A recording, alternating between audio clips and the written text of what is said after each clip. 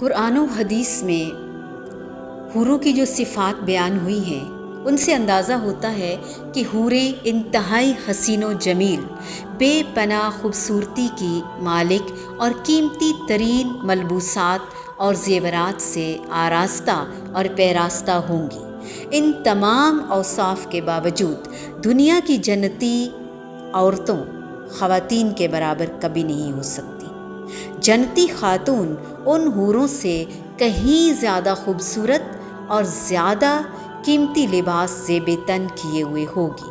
ام سلمہ رضی اللہ تعالی عنہا نے جب رسول اللہ صلی اللہ علیہ وآلہ وسلم سے پوچھا کہ دنیا کی عورتیں افضل ہوں گی یا پھر جنت کی حوریں، تو آپ صلی اللہ علیہ وآلہ وسلم نے فرمایا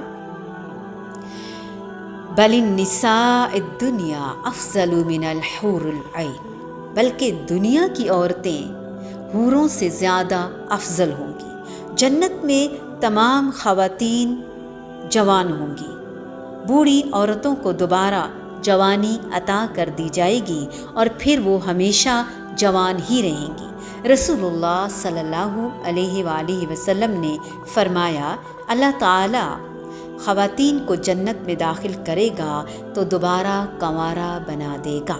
پھر دوسرے حدیث میں آپ صلی اللہ علیہ وآلہ وسلم نے جنت کی بعض نعمتوں کا تذکرہ کچھ اس طرح سے فرمایا، جو شخص بھی جنت میں داخل ہوگا وہ نعمتوں سے نوازا جائے گا، کبھی پریشان نہیں ہوگا، اس کے کپڑے کبھی پرانے نہیں ہوں گے اور نہ ہی جوانی کبھی ختم ہوگی۔